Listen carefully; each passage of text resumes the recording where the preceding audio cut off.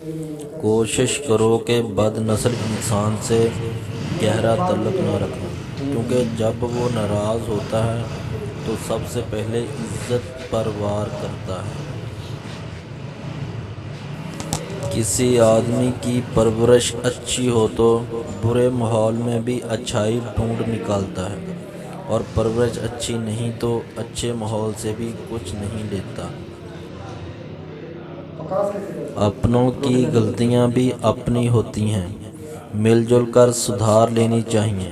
تکبر کی اور انا کی دستار باندھ کر دوسرے کے جھکنے کا انتظار نہیں کرنا چاہیے، یہی رشتوں کی مضبوطی کا راز ہے۔ اپنی اولاد کے لیے زندگی کی سہولیات سے زیادہ تربیت کی فکر کرو۔ پرندے اپنے بچوں کو پرواز سکھاتے ہیں، گھونسلے بنا بنا کر نہیں دیتے۔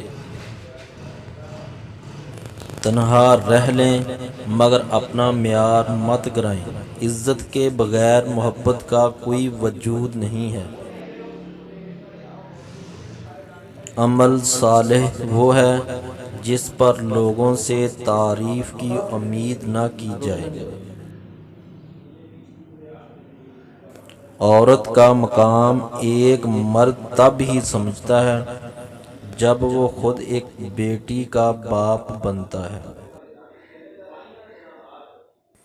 کسی پر اس قدر اعتماد کرو کہ جب وہ آپ کو بیوقوف بنانے کی کوشش کرے تو وہ خود کو مجرم محسوس کرے۔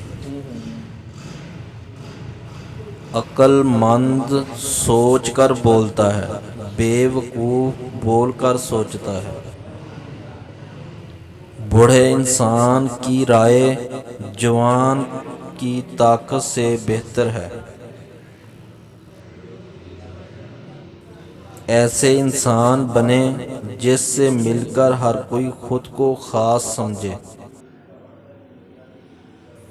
تنہائی میں خیالات اور بھیڑ میں اپنے الفاظ کی حفاظت کیجیے۔ کسی جگہ پر تنہا ہو جانا نظر انداز ہونے سے بہتر ہے۔ غصہ جب آتا ہے تو تنہا آتا ہے، مگر جاتے ہوئے اپنے ساتھ اخلاق، عقل اور خوبصورتی کو بھی لے جاتا ہے۔ کیا آپ اپنے بچوں کو یہ سکھا سکتے ہیں کہ کار امیری کی علامت نہیں ہوتی اور پیدل چلنا غریبی کی علامت نہیں ہوتی؟ اولاد لڑکی ہو یا لڑکا، دونوں اللہ کریم کا انعام ہے۔